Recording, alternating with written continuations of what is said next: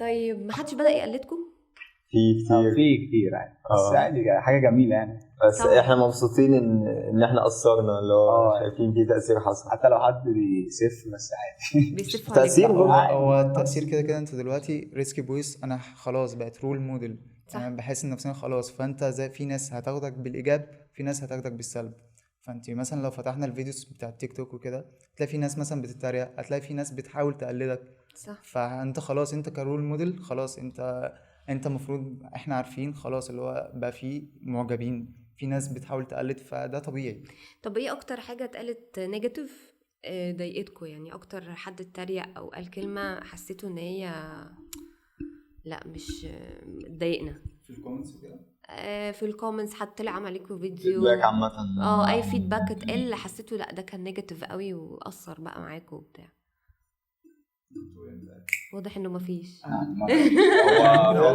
بصي يعني احنا للاسف هو اكيد في كبدايه بس احنا مش بنركز. احنا للاسف انت قاعده مع ريسكي بويز يعني في الاخر مش فارق معانا بجد الصراحه يعني. قبل كمان ما نبدا سوا فاحنا ما كناش بنركز اصلا مع الناس. اوكي. فاحنا مش ما اعتقدش ان احنا ركزنا على كنا اصلا متوقعين يعني ردود سلبيه تيجي كتير قوي حتى في الشارع. انا تخيلت ان انتوا هتقولوا لي ان الشارع نفسه كان موضوع متعب. الشارع الناس متفهمه اكتر من السوشيال ميديا. اوكي. في الشارع بنبقى ماشيين سواء الناس عارفه ان احنا بنصور او لا، هي مبسوطه من اللي بيحصل. حتى اخر فيديو فاكر خلصنا الفيديو الناس كانت بتسقف وفير احنا بنصور في الغوريه سولو ماشي، الناس عمالين يفضلوا لنا الشارع والله يا جدعان معانا.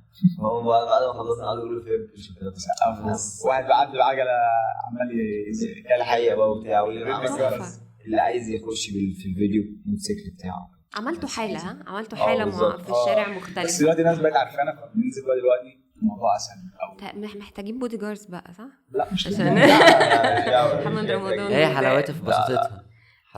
انتوا عاملينها ببساطة. بس انتوا كنتوا متوقعين النجاح ده في السرعة دي؟ لا السرعة لا، احنا كنا متوقعين نجاح. كنتوا عاملين خطة؟ احنا كنا ناويين نكسر ال1000 في شهر فولور في اقل من شهر. الحمد لله يعني ما شاء الله. 30,000 امسك ولا خبط. طب نقرا المعوذتين ولا ايه؟ حاجه ماشي يعني. طيب بس ما كنتوش متوقعين النجاح ده بسرعه؟ لا الصراحه بالسرعه مش متوقعين. طب مش قلقانين؟ لان ساعات الحاجه لما بتطلع مش قلقان. عندك لسه متحمسين في الحوار في حاجات كتير الشارع فيه